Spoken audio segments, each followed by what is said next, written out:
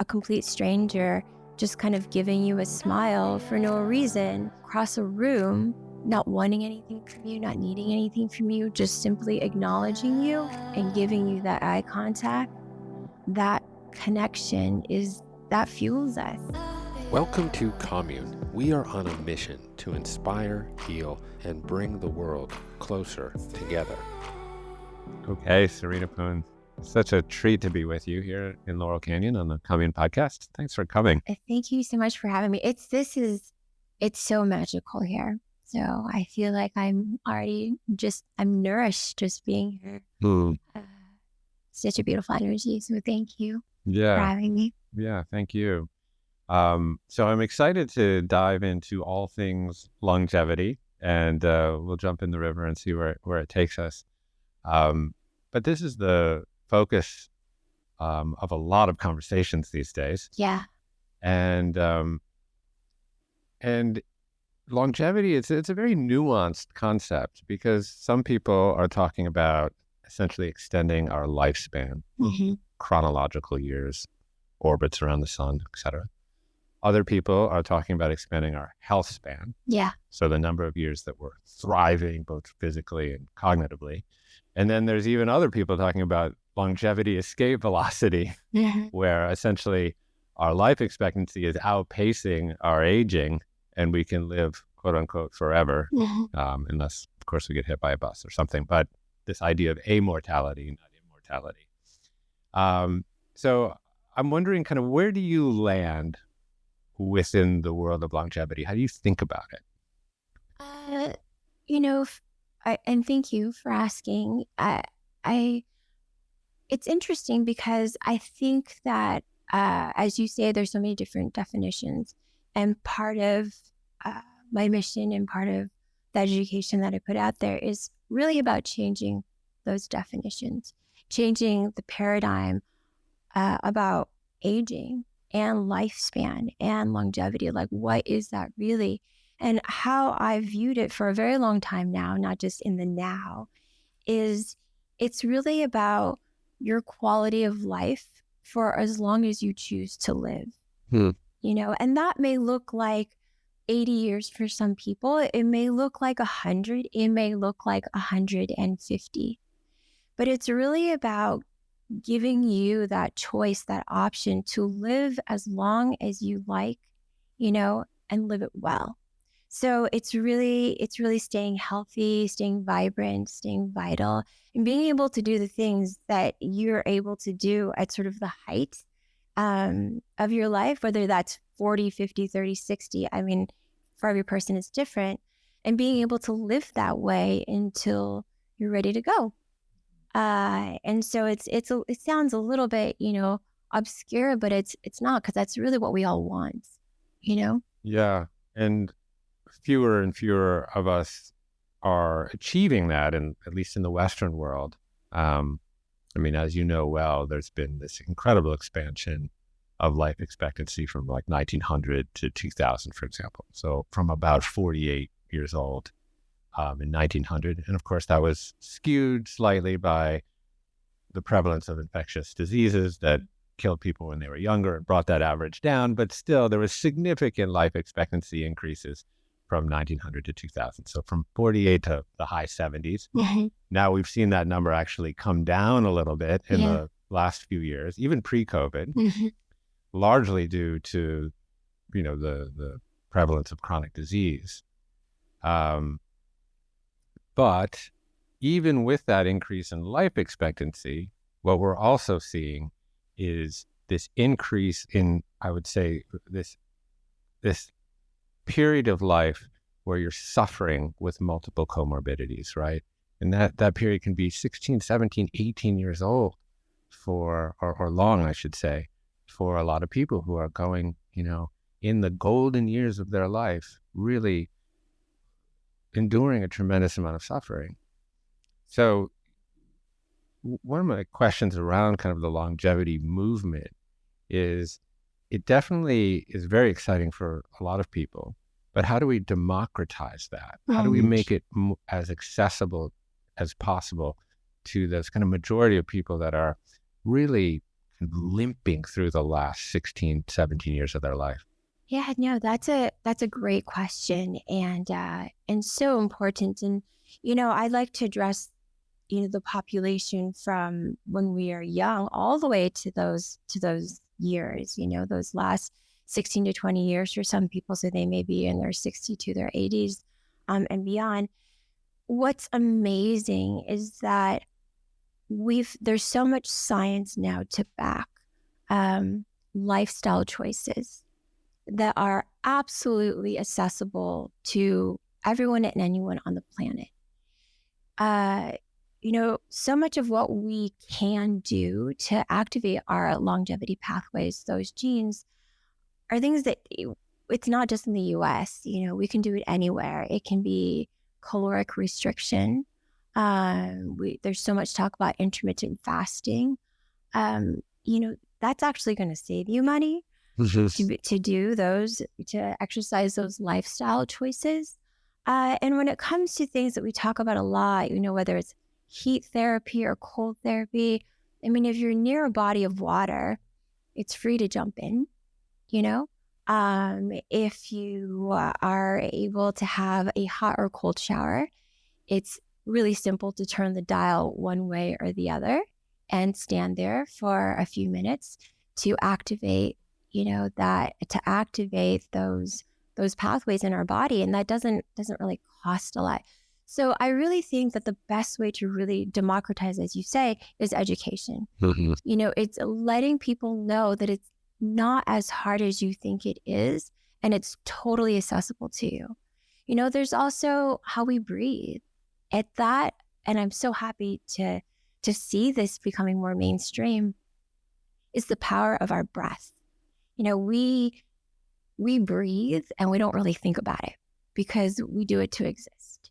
And we don't realize that controlling how we breathe, whether we breathe through our nose or through our mouth, how we hold the breath, all of that is actually activating things in our body in a way that can really benefit us if we know how. So, hypoxia, for example, that's another lifestyle activity that we can do to activate those pathways. And that's as simple as holding your breath. So really, democratization of the ability to live longer and live well, I think boils down to education and bringing that education to everyone starting at a young age, because we actually, our children start to age as soon as they meet us. That's how our bodies function. So being able to teach that and teach these simple choices, and eating well, of course, we can dive into that as well. All of that it's accessible. So as long as someone has the knowledge to make those choices. Yeah, that is such a great answer, Serena. Thank you for that, because I think, it's very easy to get caught up in some of the more esoteric practices, the hyperbaric chambers and the ozone therapy and et cetera. And those are exciting. Mm-hmm. In fact, I was reading an article this morning. I had to pull out a little clip because I was like, it was so amazing. David, your partner, is quoted in it, but it's really just about longevity, escape velocity, this idea of potentially living forever. And just, it actually talks more about the technology side of it. So it says, an example of biotechnology development that could be very significant in extending life will be the availability of 3D printed replacement organ parts. It sounds like science fiction, but we may see some examples hitting the market this year. Oh, yes. There's a company based here in California is the first to successfully engineer commercially available 3D bioprinted human livers and kidneys. And lungs. In fact, some scientists are saying that by 2028, death by organ failure may become a problem of the past. Whoa. Yeah. That's Martine, crazy. She's amazing. Yeah. She's the one that helped develop this technology with some other scientists, and she partnered with Dean Kamen. And I don't remember, just, that's a little part of my long COVID. I can't remember the cities that they're already doing it, but they built these pseudo drones. They're drones that can actually, they're more like a plane, and they can transport these organs to the patients across states in a short period of time. Maybe not say cities, no, states. And it's incredible. I actually saw one it was just about a year ago at the Life Itself conference, and they brought out the printer, and they brought out the organ, and we watched it pump. It was That's just incredible. Yeah. Yeah, I mean, I think, going back to your previous point, I think 2011 was the first year globally that more people died cumulatively from chronic disease than from any sort of like infectious disease or contagion.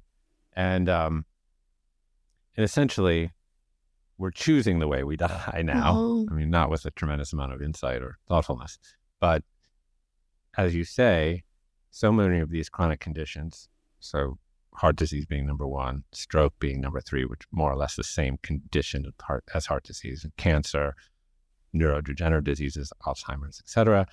But then all the way down, kidney failure, fatty liver disease, diabetes. All of these, in most cases, are preventable and in many cases reversible by lifestyle modifications. Yes. And what you just enumerated were like 4 or 5 really powerful ones that are basically free. Mm-hmm. So you're absolutely right. It's about education, right? Yeah. I mean, we didn't even talk about, or I didn't list meditation and those mindful exercises. I'm sure, we might later. But that's another really powerful exercise that also adds to life extension, lifespan, health span, longevity, because it's a whole system and our mind drives our decisions. And so being able to nourish the mind is just as important. And there's a lot of people that exercise that practice. And of course, there's different ways you can exercise that practice to, of course, regulate your sympathetic and parasympathetic system. And that, affects our adrenals and our hormones. And at the same time, there's also ways we can give ourselves the same type of adversity mimetic, the same type of low levels of stress to our mind in a way that's different than, being so stressed out and having this chronic, stress about work or this, the term stress has adopted a very specific definition. And yet, if we stress our minds a little bit, learning a new activity, that sort of like brain challenge, writing with the opposite hand, for example, like those type of little mental cognitive stresses actually enhance your cognition, and your brain health. So those are actually little stresses. Even public speaking, that sounds like some people want to die, that's like the scariest thing for some people. And yet that exercise of doing that is actually activating pathways in our body that help extend the health of our brain. Yeah, I have a very mixed and tumultuous relationship with public speaking. I've done it all my life. Mm-hmm. And I also get incredibly nervous right up into the last second, and I will look for any excuse to get off the stage and to cancel or whatever. And then the moment that you get the lights go on and you're out there, that's it. It all goes away and you're just in the moment. So I want to unpack some of the more specific protocols. You mentioned adversity mimetics, but before we get there, I want to just ask you one more quasi spiritual or ontological question about longevity. And this comes actually from an interesting book I read by Kara Fitzgerald. She's a doctor who does a lot of work around epinutrition. And she made the case, or presented the case anyways in her book, around whether or not we were pre-programmed to die. Like on some level, we're meant to die. We're meant to, obviously pass along our genetics and procreate, some of us. But really that, our telomeres get shorter, and our genes methylate, and our oncogenes mutate, and just over time, we have an expiration date, and that's just more or less the way it should be. Wonder if you have any insight into that. No, that's an interesting point. And at the same time, I completely see that point, all the evidence behind it. It's interesting because I use the word transition, probably more frequently than I use the word die. And do I believe that at some point all things transition? I do because personally I believe that we are souls and we go through many journeys, and many lives. And at some point we transition into another one. And at the same time, we are also built biologically, psychologically, and I also believe energetically, with the tools to survive. We are built to survive and to thrive. I mean, that is literally within us. And it's just whether or not those tools in our biological system are activated. So, I see what she said. I can't say that I disagree. I also can't say that I fully agree, because I think that our perspectives come from our past. We don't typically base our perspectives on the future because our references are to evidence and tangible things that come from what's in the past. So what is it in the present and what is it in the future? Does that support what she says, or does that support a different reality? But inherently as human beings, we're built to survive. Yeah, well, I think also if you redefine the notion of death as transition, it really does color the whole experience in a different way, right? So like we have what I call sort of spotlight consciousness as a product of our sensory instruments. We're here, I'm looking at you and hearing, etc. And that consciousness may be coterminous with death. Like my sensory instruments cease to function when I die, when my mitochondria says, that's enough, one last plume of CO2 up its chimney. But then, whether or not one thinks one has a soul or not, I think we all generally agree we're made up of like 99% oxygen, hydrogen, nitrogen, carbon, phosphorus, and maybe calcium, maybe one other. Anyways, it's like 6 elements. If we didn't mummify ourselves or inject ourselves full of formaldehyde and put ourselves in boxes, and instead just wrapped ourselves in a palm frond and went out to a pasture, all of what makes up me and you would just move on. It would just transition into the ground and feed microbes and earthworms and give birth back to new life. So energy just being transferred. And that's the way I've started to think about it, because then you actually really just move on. You just become a different form. Yeah. I feel like this is a whole conversation around consciousness and right. what we are actually all made of. And I would love to have that conversation with you, whether it's now or later. And then there's also, kind of coming back to, since it's, Dr. Fitzgerald, just the biology. And again, this is all based on what we have known as opposed to what we will know. And interestingly enough, like right now, today, we are in a time of knowing that the cells within our body can actually be reprogrammed. They can be reset. Just a few days ago, there was an announcement that a lab has successfully cured aging of the eye. So they reverse blindness in the eye of non-human primates, and we're just a hair shy of non-human primates. So, it's the possible is here. The impossible is now possible. So we have the ability to tell those cells, hey, you're getting a little confused about what you're supposed to do. You need to actually take in this oxygen.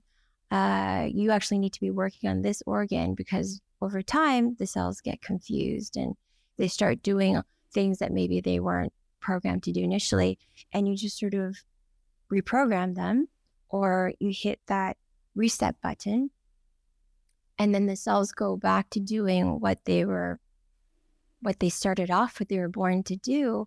Then that really redefines sort of everything, you know. Are you specifically talking about epigenetics here and essentially behaviors that can influence gene expression? Specifically, I believe in epigenetics, so 100% stand by epigenetics. And specifically, this is a lab, one of my partners' companies, Life Biosciences, and they basically were able to damage the nerve in an eye of a non-human primate. They had already done it with mice, and then they reprogrammed it by, I'm sure you probably read about I read it. Yeah. It's unbelievable. So it's a combination of gene therapy, but also some medicine, and those cells regenerated. So it's possible, you know. So it's whether or not you believe that the lifespan of your body and the cells in it has a predetermined expiry date, or if you believe that it's just about information that either gets lost or confused in the process of that lifespan of a cell and all the cells that make up your body. Yeah. Well, that there is an element to our cells that is regenerative, like Dr. William Lee, who you may know, he's in Boston as well. He wrote a book recently about talking about how some fat cells are seemingly pluripotent. And then, of course, we have the Yamanaka factors, which haven't been totally mastered yet, but these kind of proteins, I mean, this is above my pay grade, but the basic program transcriptions that can be essentially added to genes, such that they express themselves as pluripotent. I think they're called like induced pluripotent stem cells or something like that. And, of course, over time in our body, our cells, which when we're born differentiate themselves very well. So kidney cell then proliferates into other kidney cells, et cetera, liver cells, the hepatocytes, et cetera. That functionality starts to get a little bit gummed up as we get older, or, through environmental inputs, toxins, poor behavior. Some of my vices now. I've already shared them with you. Just life. Yeah. And there does seem to be numerous glimmers of hope that we can essentially, what you said, reprogram our cells such that they act like good children, like well-behaved daughters. Yeah, I mean, it really is. Make good daughter cells. It really is. That's another conversation. No, it's just resetting them, so it's just as really as simple. And then when you're talking about the Yamanaka factors, what they did with the monkeys was using OSK, 3 of the Yamanaka factors. So, it's really just about, let's say your computer is going wonky and freezing and not working well, or your phone is doing the same and, it's not, the buttons aren't working. What do? You reset it. It goes back to its default settings and it works again. So that's essentially what we, at least in animal models, have been able to successfully do. There's papers, scientists around the globe are working on that. And, we're just a hair shy away of being able to do it in humans. I mean, that starts up in less than 2 years for some of these clinicals. So pretty exciting. Yeah, I mean, it's amazing. It really is. So I would say that glimpse is actually a pretty bright light.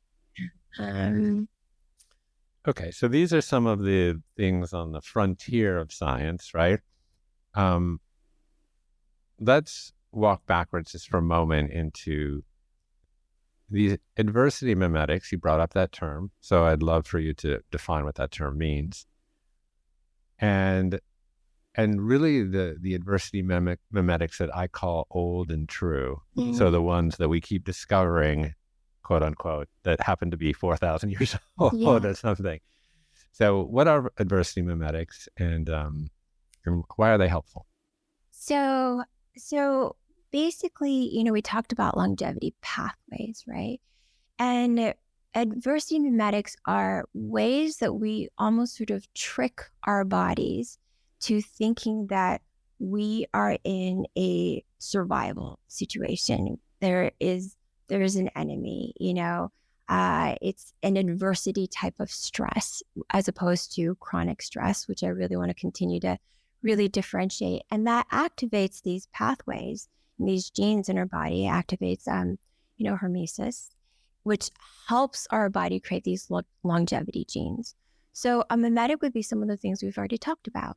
And some of them are ancient, as you say. So whether it's cold therapies, that sort of shock to the body thinks it's in danger, and it releases, activates these pathways, these cellular stress response pathways. The same thing can be done with. Can I just ask you, would that be like a cold plunge or a cold shower? Are there any particular protocols that you use in your own life, or any kind of dosage or temperature tips or anything that you would be able to share with us? Yeah, no, it's great. I mean, personally, I don't love the cold. Me neither. But I've trained myself. Yes, and you're training your mind as well. Exactly. I travel quite a bit. So, I would say just turning the shower to as cold as it gets, and that whatever hotel room I'm in is probably as cold as it really gets for me. But that's just one way. There's different ways to activate. That is one way. I used to do cryo because I prefer dry cold to wet cold. Yeah. Again, I'm not exercising my mental adversity mimetic opportunities if I'm choosing cold, I'm dry over wet. But that's something, and you can do it for, say 2-3 minutes. Some people sit much longer, of course. I wouldn't say longer is necessarily better. Being able to sit in it for 5 minutes is great. Being able to sit in it for 2 minutes, it's great. Everybody's body is different. So it's really about how your body responds to those type of stresses. You're still activating. You don't need to worry about what it takes for Tom to activate his longevity pathways. You just kind of need to worry about your own, So that's one way. Of course, there's heat stress. We talked about that. We talked about hypoxia, holding your breath. That's another way. And then, of course, there's molecules. There's anytime we can activate NAD, there are polyphenols like resveratrol. There's different molecules that we can also ingest, and they also activate our sirtuins. They activate some of these different pathways. They can inhibit mTOR. They can activate AMPK. So these are all the different pathways, and adversity mimetics are things that we can do lifestyle-wise. Things that we can eat, things that we can take supplementally that activate those pathways. So you just mentioned a couple of different pathways that not everyone is going to understand in the audience here. So maybe you start with AMPK, because I think that one has been highly associated with longevity. So this is AMP kinase. Yeah. What is that enzyme or that pathway? And what are some of the processes that it activates? Yeah, so it's a protein kinase, as you say, and it helps with cellular repair, kind of similar to sirtuins. It basically helps us with what we call the cellular stress response pathway, and it responds to cellular stress, helps us with that repair, helps us with inflammation. And decreased inflammation, of course. And so we want to do things or take things that can help activate that. And some polyphenols are one of the things. Resveratrol is a polyphenol that's very, very mainstream at this point. And so whether you get it from plants, vegetables and fruits, or you take it supplementally because the dosage and the concentration ideally would need to be a bit higher. So as opposed to drinking 300 glasses of red wine. I was going to say, a lot of people are using this as an excuse to join a wine club. Yeah. But I think I read you need to, drink 1,500 glasses a night or something. Yeah, it's so absurd. much. Yeah. So you would, in the case of resveratrol, you would suggest probably supplementing. Yeah. So you use it supplementally. And then you're just aware that resveratrol is a polyphenol that's found in certain colored plants, and have it in your diet. So anytime you can take it in through a whole food diet, and I'm plant-based, so I'm a big fan, obviously, of a plant-based diet. You don't have to be, but at least have it rich in your diet, and then take it supplementally. Dark purpley, grape kinds of things. Yeah, blackberries and raspberries and stuff. Yeah, exactly. I've always said eat the rainbow. Yeah. And it sounded so cliche, right. But there's real science behind it. There really is. I've had a private practice for, I'm gonna reveal my age here, but I've had a private practice for about 20 years. Maybe it's 21 now. So you started when you were 5. I love you. I'm bringing more presents. Sweet. And so I have this method called Culinary Alchemy, which I sort of put together in my own on my own healing journey, and a core part of that is really eating all the colors of the rainbow, bright colored, deep colored foods, which you're going to find in a whole plant food form. And I've always said, it's because you get all the vitamins and the minerals and the nutrients, and you have these phytochemicals and polyphenols. And people didn't really understand what I meant all those years. And now they're kind of understanding it because of, Xenohormesis. All right. So we got to stop there with Xenohormesis, because I find this whole concept to be so incredibly fascinating. And I was first introduced to the concept of eating quote unquote stressed plants through Jeffrey Bland, who's a functional medicine doctor of some I love Dr. Bland repute. Yeah. And he stumbled across a particular kind of, I think it's actually seed, called Himalayan tartary buckwheat, which he calls the most stressed plant ever or something. And introduced me to this concept of Xenohormesis or Xenohormetics. So unpack that for a minute. What is Xenohormetics? So we talked about hormesis. I know that's this phenomenon, this process in the body where we respond when we're under perceived adversity. And we activate these longevity pathways. Again, these cellular response, stress response pathways in our body. So the same thing happens to all living things. It's not just us. It happens with animals. It happens with plants. So Xenohormesis is sort of the same process, that same phenomenon that's happening in plants when they are under adversity. So whether or not you are shading sunlight from them, they're not getting enough water, they're in an environment where there are predators, animals that consume those plants, they have the same type of cellular stress response pathways, and they produce these molecules, and they have their sort of longevity pathways. And so effectively, they have these molecules that are within them when they're under stress. And when we consume them, we get the benefits. So that's essentially what it is in a nutshell. And yes, that buckwheat is one. I'm a huge fan of matcha. Matcha is also a plant that just the process of growing and cultivating those green tea leaves, they purposely shield it from the sun for a period of time. They take it out of the shade, they put it back in the sun. And that's why matcha, which is green tea, but it's sort of in a powdered form. And those are catechins in green tea? Yeah, they're so high in that, and they have high auric levels. They're high in antioxidants. It's because the plants, those green tea leaves, they had to work so hard to survive long enough for us to consume them. That's right. I mean, I just think that whole idea is fascinating, that these plants have ancient pathways that are resilience pathways that have evolved over tens of thousands of years. Yeah. And the attributes of those can be actually transferred to human beings. Yeah.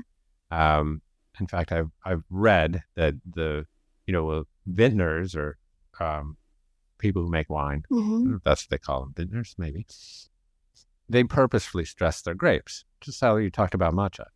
And I believe the most stressed grape is the Pinot Noir grape. Yeah. And so if you want the most resveratrol that you can get through actually drinking wine, I believe Pinot Noir is the most stressed grape.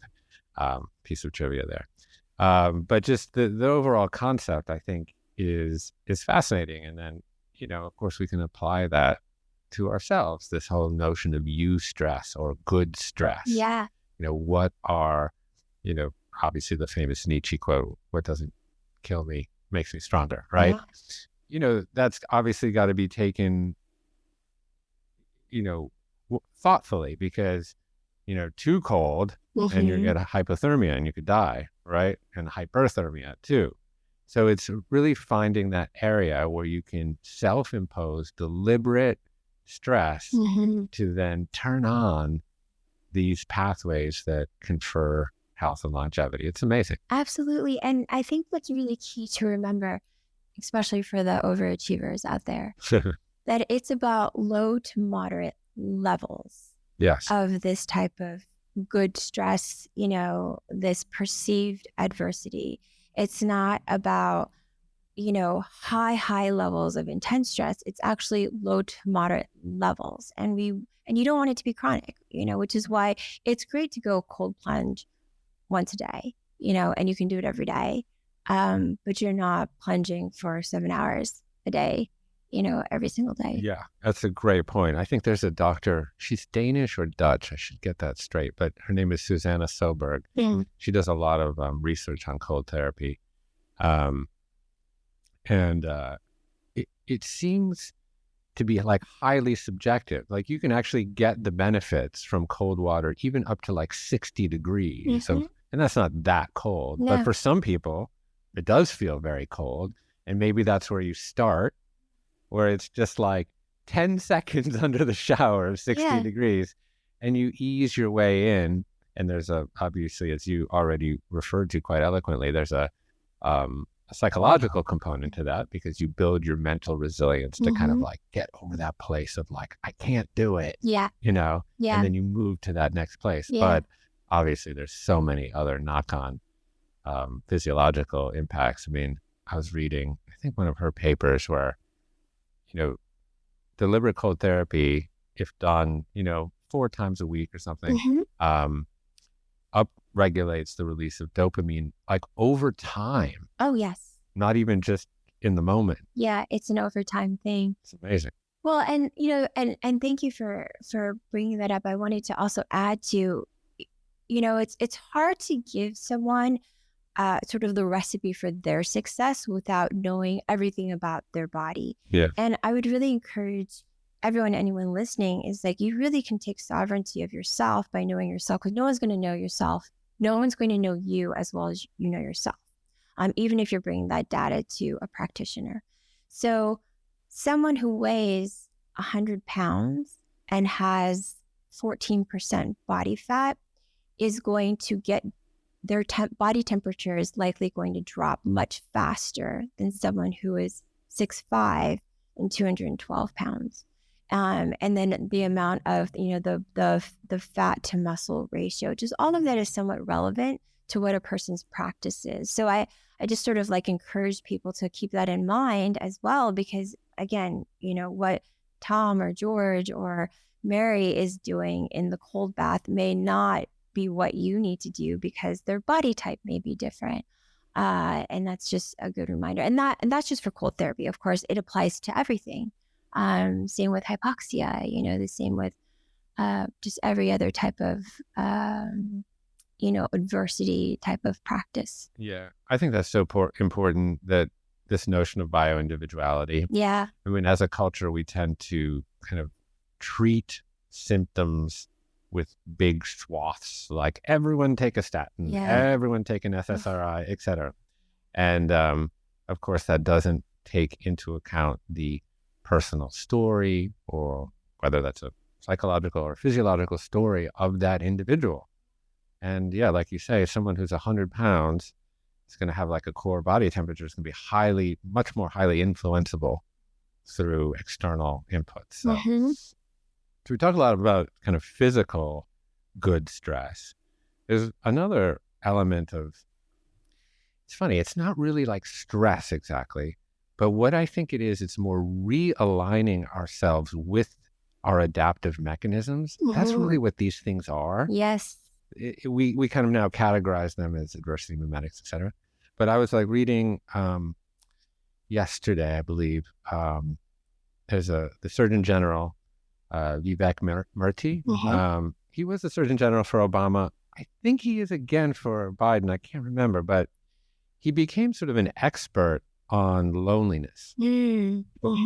And he was also self-admittedly very lonely. And I think he said that loneliness was the biggest epidemic. And there was a study out of BYU that showed that loneliness has the same impact on the development of chronic disease as smoking 15 cigarettes a day.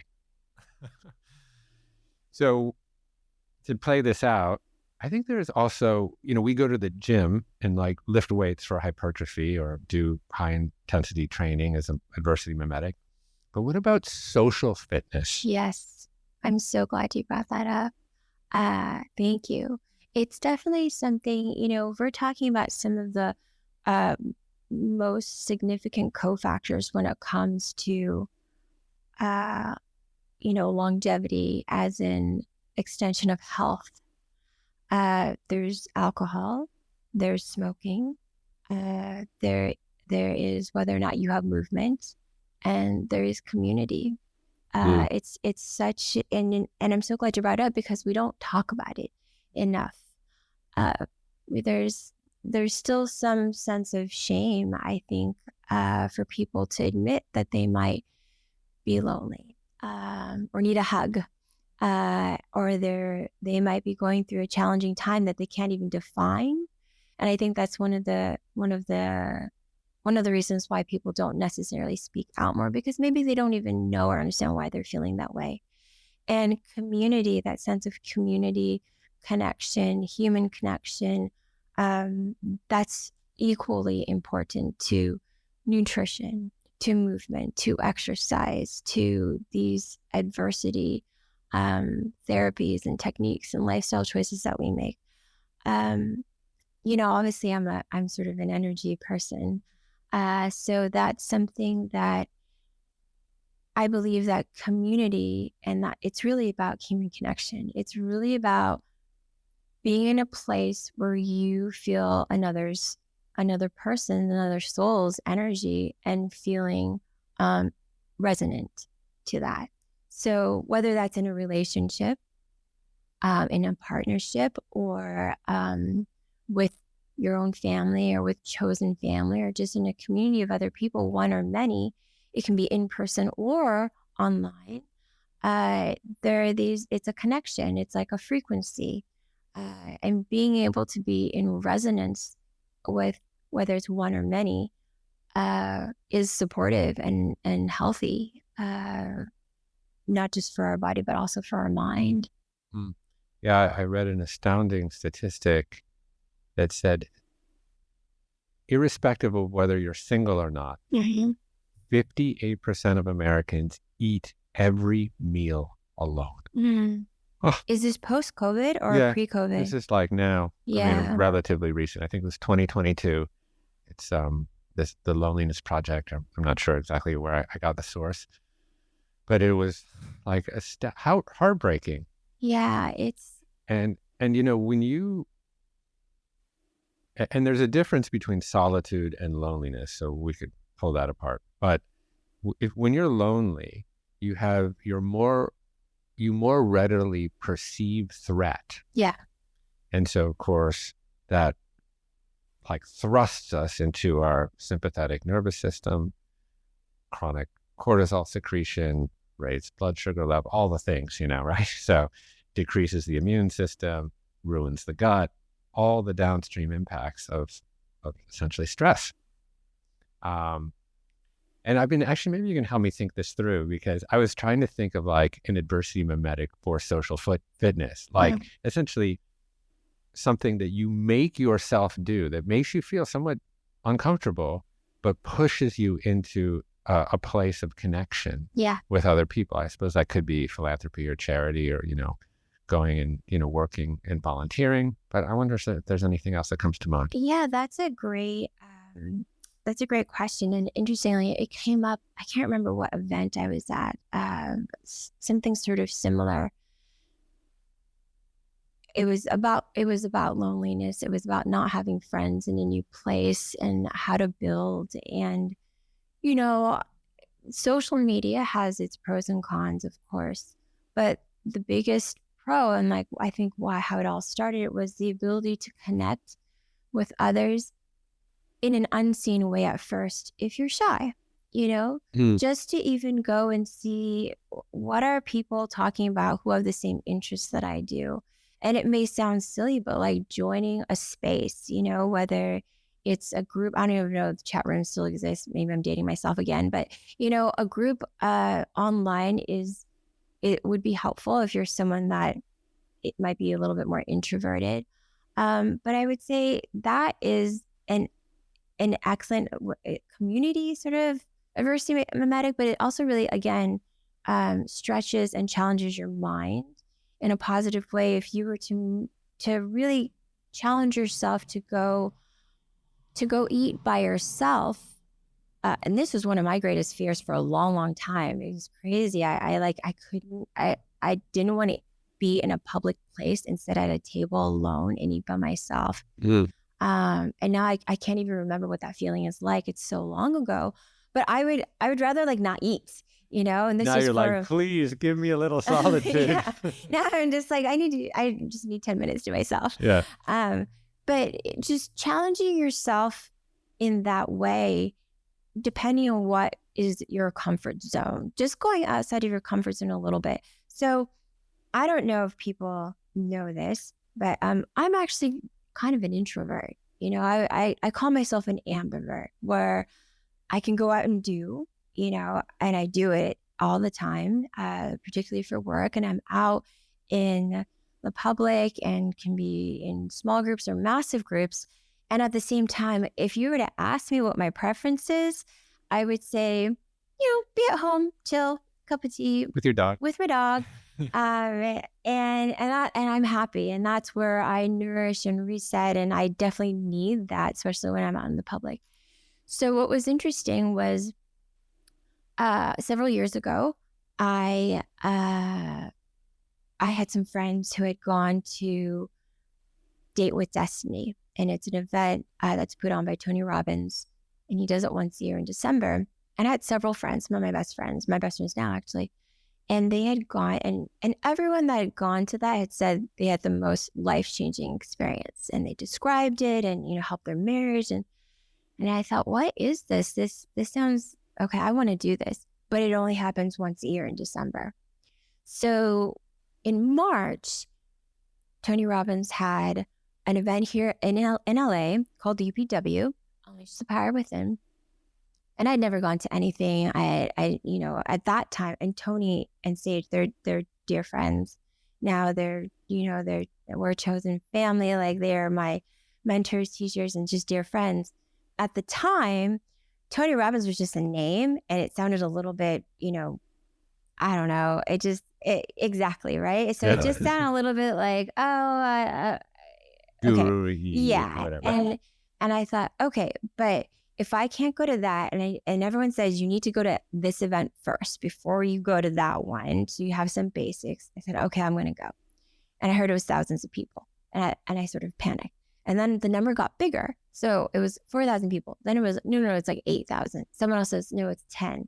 And then I come to find out it's actually 12 or 14,000 people in one room. So I've never gone to anything where there's that many people in one room, except for like a football game. or a hockey game, or maybe a concert, Expo which West, is, maybe. yeah. But you're moving around, it's That's true, different, yeah. not in like one room. Yeah. So I was really hesitant to go. Even my Reiki master, my Reiki teacher said, don't go to that. Are you crazy? Like, too many energies. You're very sensitive. I'm an empath. And I thought, and she said, I would never go to that. Don't go to that. And I thought, okay, but I know what my mission is. I know what my path is. And I know that one day I'm going to need to be able to hold space and be in a room with thousands of people and be okay. Because I wasn't okay. It was always like I had to psych myself up, and, I had to have all these check boxes checked off before I could do it. So I made myself go. And it was actually 15,000 people. For an introvert, that extra 1,000 matters. And I went, and it was so uncomfortable. There was one of he does something called the Dickens process. And I ended up doing Reiki on myself, just bubbling myself the entire time rather than doing whatever he said, because it was a lot for me energetically. And now I would say that was one of the moments in my life where I did the best thing I could have done for myself, because it exercised a muscle I didn't know that I had, that I absolutely needed. And it's transformed me. And of course, over time, because I constantly put myself in that environment, that I did it and I didn't die. Yeah. Kind of like, public speaking, right? Like you kind of think you're going to die up to the point where you're done and you didn't die. So I think that we can all do that when it comes to community. It's so hard. And most of us want to be rescued when we're in a state of loneliness or sadness. And what I said earlier about sort of, taking that sovereign control back of yourself. It's not just your physical body, your biology, but this is your sovereign self. And we sometimes forget, we've lost a reverence for who we actually are. We are the most incredible, the most complex, the most amazing machines, beings, entities. People are still discovering what's inside of us. Scientists, and I love them, they're awarded for their discoveries of something that exists in us already and has, that we just haven't discovered, named, and labeled. But we exist with that. So sometimes it's just about reminding ourselves how powerful we really are, and kind of using that power to go outside of our comfort zone and say, I'm just going to do one thing that makes me really uncomfortable. I'm going to go to the gym by myself. I'm going to go work out when there's a lot of people as opposed to less people, because I might meet one person. Or I'm going to introduce myself to the person in line when I'm getting tea or coffee and just strike up a random conversation. Or I'm going to talk to the person sitting next to me in the plane instead of putting on my sunglasses and hoping nobody talks to me. I mean, those small micro moments can transform into lifelong friendships. And at the same time, as you say, you're building. So every time you do it, you build that muscle. And over time, it's like that levels of increased dopamine, they sustain. Yeah. So good, Serena. Because, health is not a thing. It's a process, right? That exists across a spectrum. And you can apply psychological health, different kinds of physiological health, etc. And, loneliness can be progressive. So you can be moving sort of a negative direction on that spectrum, because the more lonely you are, the more you question yourself. And that's, I must be lonely because I'm not worthy. Yeah. And then that makes you less likely to reach out and to make those connections. And that can be a downward cascade. But like you say, just even the smallest things can actually push you the other direction on that spectrum. And you start to gain that level of confidence. I mean, I found, for me, I know for you and for a lot of people that are listening and watching, is that we live in this kind of persuasion economy and the attention economy. Everyone's vying for our conscious attention at every possible moment. Pings and dings and Slacks and emails and billboards and marketers and friends and family, etc. And it is so easy to be distracted And I find that one practice or exercise that we can do to increase the depth of our social connection is to give people the gift of our presence, of our undivided attention, just like right here, right now, like I'm with you 100%, listening to every single thing that you say, feeling your energy, your body language. I mean, we're in a podcast, so we sort of have to do that, but we're doing a dance. But that should be your MO when you're talking to anyone, to your family member or even a stranger. If you can just be all there with that person and not be thinking about what's next or feeling your phone buzz in your pocket. You know, there's another wonderful paper that I read recently by Matt Killingsworth and Dan Gilbert, maybe. I don't know. They're happiness experts, essentially. And the paper is titled, "A Wandering Mind is an Unhappy Mind." Which is like, whoa. Wow, yeah. But I think, you know, essentially being consistently distracted sort of and focused on, you know, the traumas of our past and projecting them into the future all of the time, et cetera, you know, really keeps us from feeling that sense of connection and happiness through connection. I mean, it's one of the reasons I actually love doing this right now, because I can't check anything or anything. No, thank you so much for saying that. And it's such a powerful reminder. You know, Dr. Joe Dispenza talks about the generous present moment, you know, and again, it's such a good reminder. What you said, we forget. There's infinite possibility in the present moment. Yeah. And the power of that connection, I mean, really, at the end of the day, as humans, that's really what we seek, you know, that's what we need, is that connection.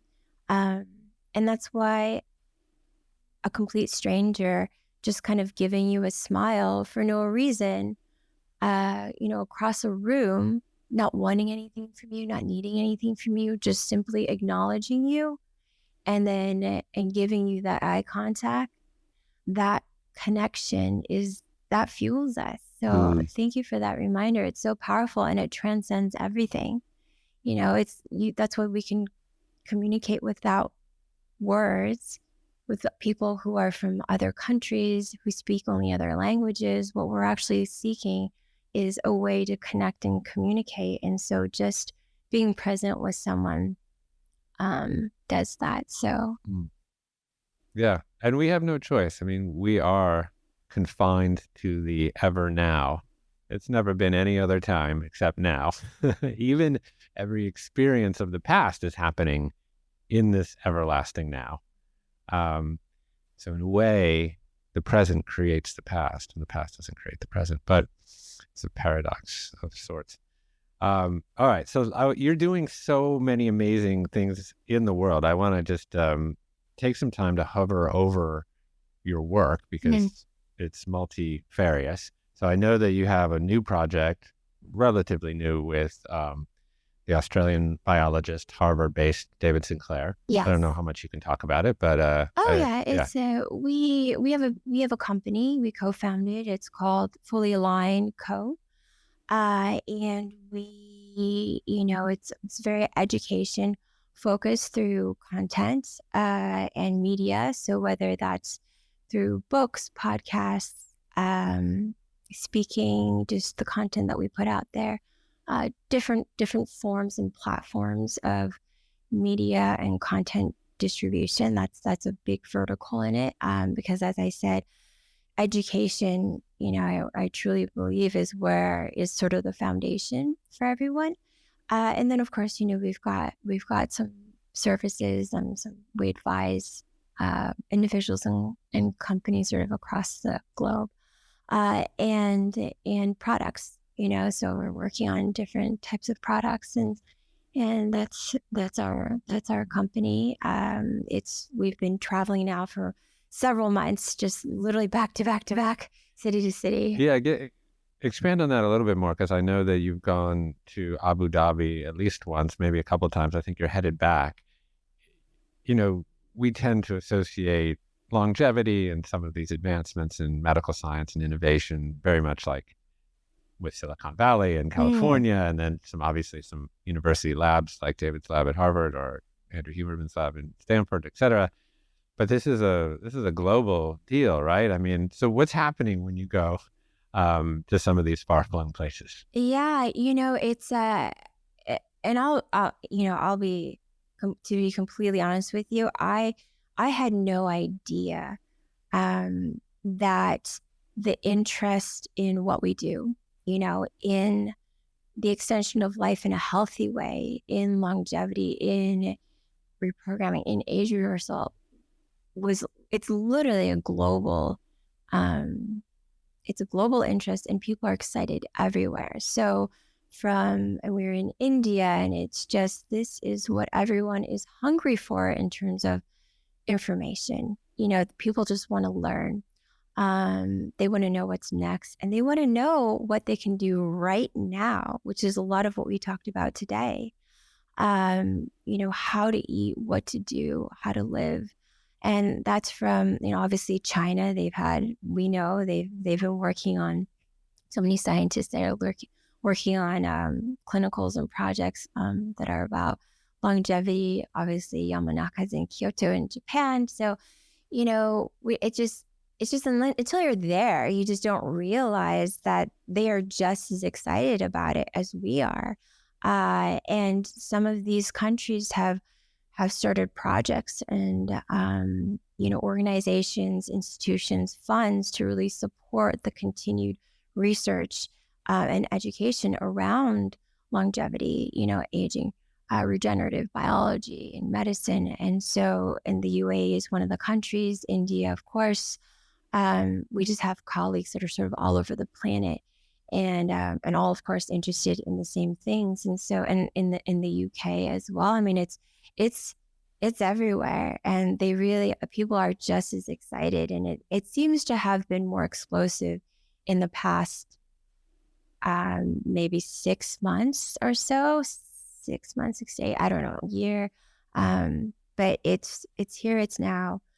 And I think the best part of that awareness is the realization that people of all ages, so we've got kids who are like 12, and 14, who are excited about being a scientist, or a doctor, or a practitioner, or a nutritionist that does this and helps people, all the way to people who are in their 80s and 90s that are ready to live another 30, 40 years.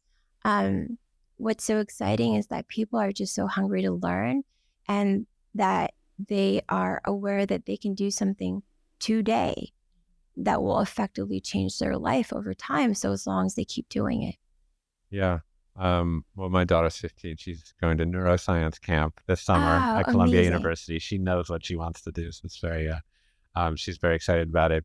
But like, as you say, a lot of these diseases of aging that we call them are progressive.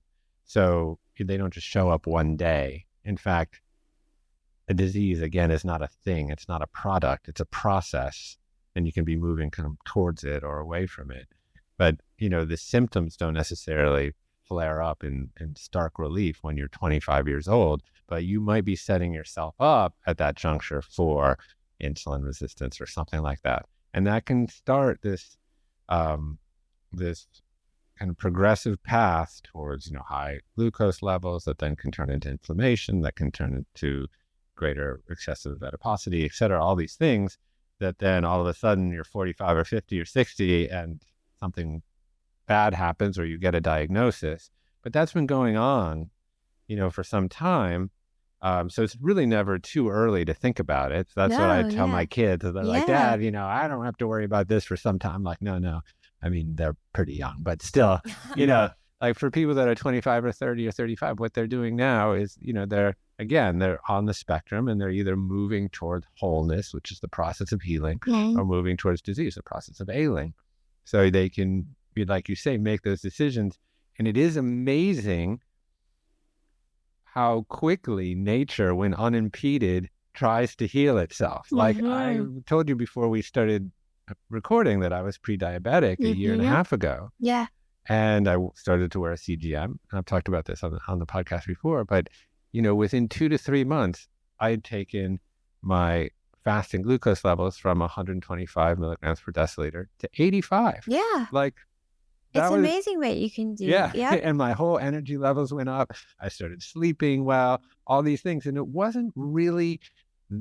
didn't really require that much sacrifice in the end. It was just a little bit of knowledge and application. Yeah. And you didn't have to have a surgery, you didn't have to do any of that. I mean, we believe that aging is actually a disease, and it's sort of the root for a lot of these chronic degenerative diseases and issues that people have towards a later stage in life.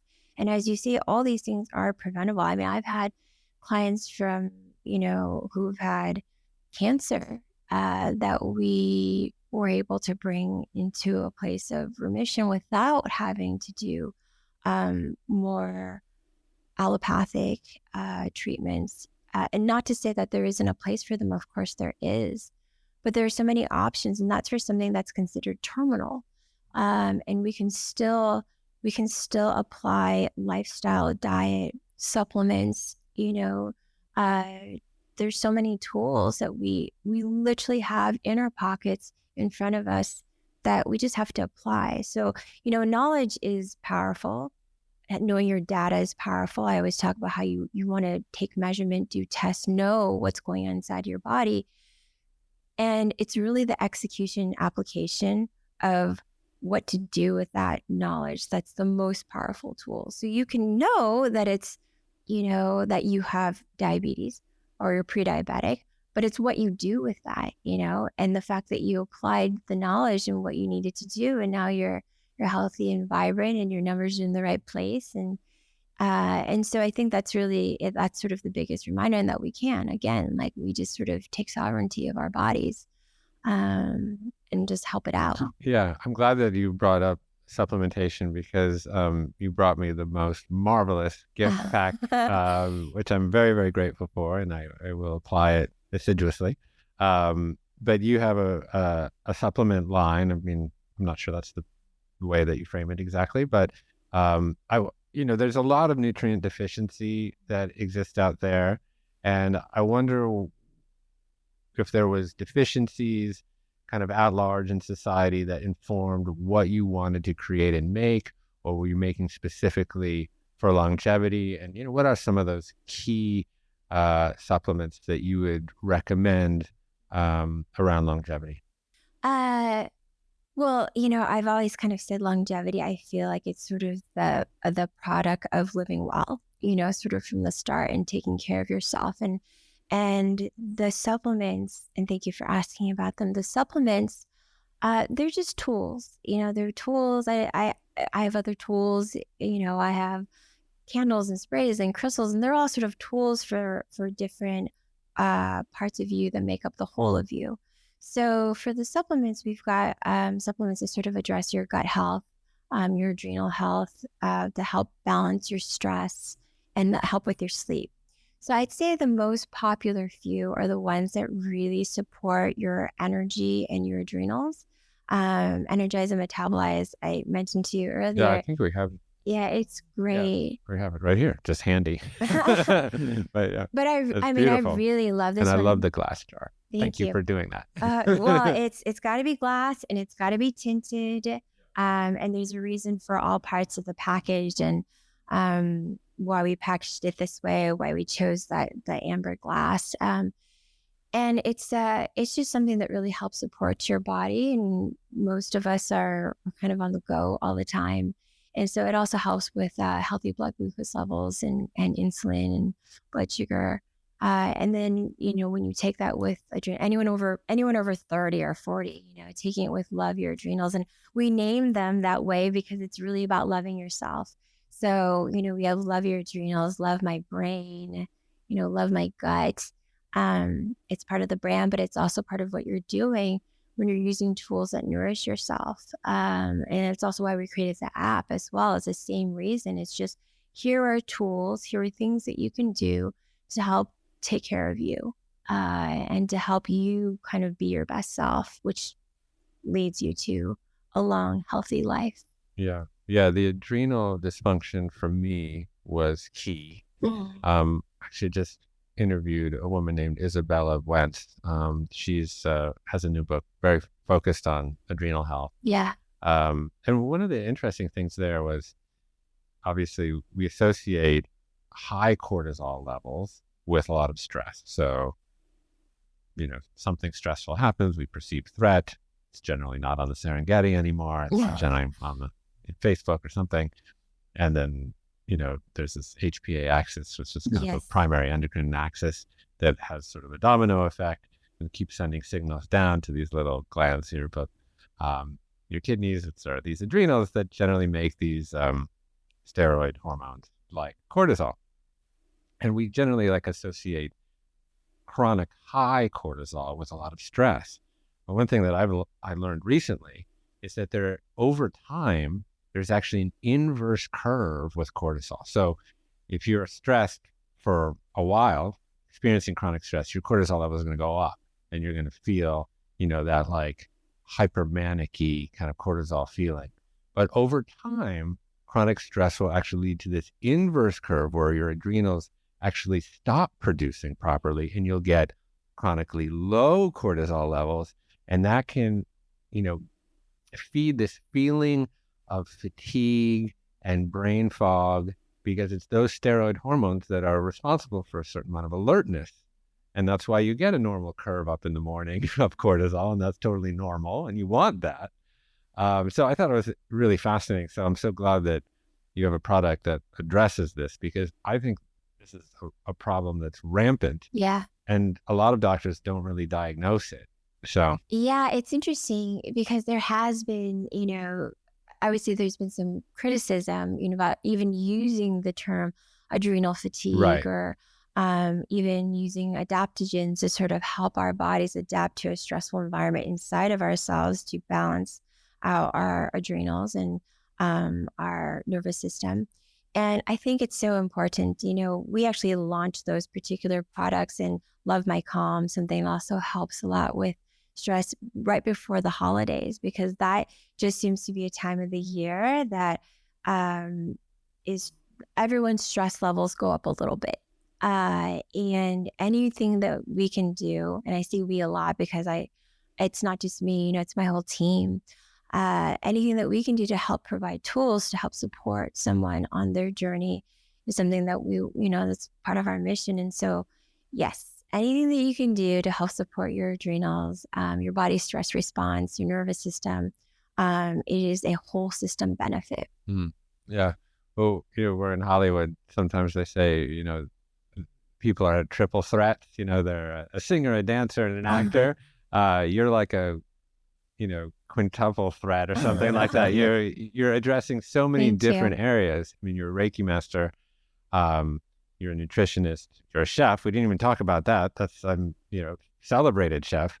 You've become an absolutely brilliant longevity expert. You obviously have a line of supplements, but so many other products, and you do it all, Liz, with such care and intentionality and absolutely beautiful branding. Like the branding is okay, yeah, it's marketing and branding, but it's actually a reflection of how thoughtful and intentional that you are, because it's always beautiful. You always want to touch it and hold it and smell it. You always just do an absolutely superlative job with everything that you do.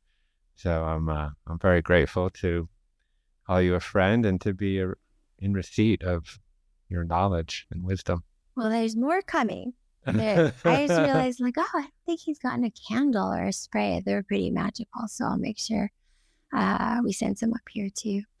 Okay, so where can people find your work and keep abreast of everything that you're doing? Yes, at serenaloves.com. That's our website. And then on social, Instagram is our biggest platform. It's Chef Serena Poon. And that's probably that kind of, both those places take you everywhere. Yeah, you do such a great job on your socials as well too. Thank you. Well done. Thank you. That's that's also my team. I give them credit. They're heart and soul.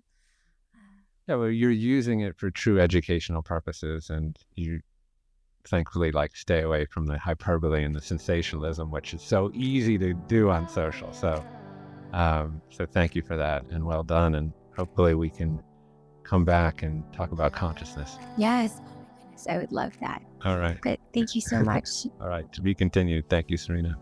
Hey, thanks for watching. If you like this interview from the Commune podcast, then click subscribe and check out this video right here.